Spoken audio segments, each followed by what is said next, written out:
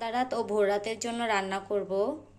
সন্ধ্যা রাতের জন্য রান্না করব ভেন্ডি ভাজি, করলা ভাজি চিংড়ি মাছ দিয়ে, আর এখানে পটলের ছোলা দিয়ে শুটকি মাছ ভর্তা বানাবো।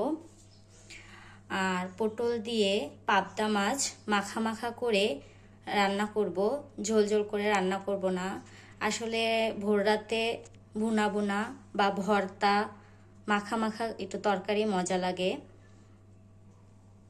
ঝোল ঝোল কোনো তরকারি মজা লাগে না, তাই ঝোল ঝোল করব না, মাখা মাখা করে রান্না করব।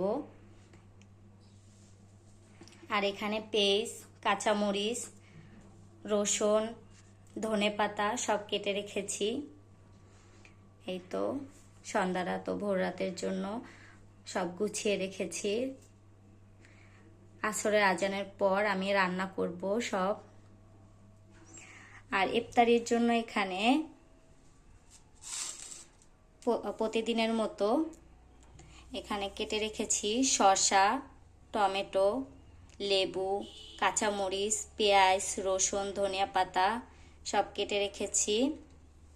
ইফতারির সময় একটা ঝামেলা হয়, তাই সব আগে ভাগে কেটে রেখেছি, যাতে ইফতারির সময় যেন দৌড়াদৌড়ি বা একটা ঝামেলা যেন না হয়। আর ইফতারের আগ দিয়ে ফল কাটবো আর শরবত বানিয়ে রাখবো। আর ভাজা পোড়া তো আছেই প্রতিদিনের মতো। এই তো আজকের আমার অল্প কিছু আয়োজন। সব কাটাকাটি করে রাখলে ভালো হয়, যাতে রান্নার সময় একটা কাটাকাটি আবার রান্না করা একটা বিরক্ত। তাই আমি আগে ভাগে সব কেটে রেডি করে রাখি সব সময়। প্রতিদিনের রুটিন আমার এটা।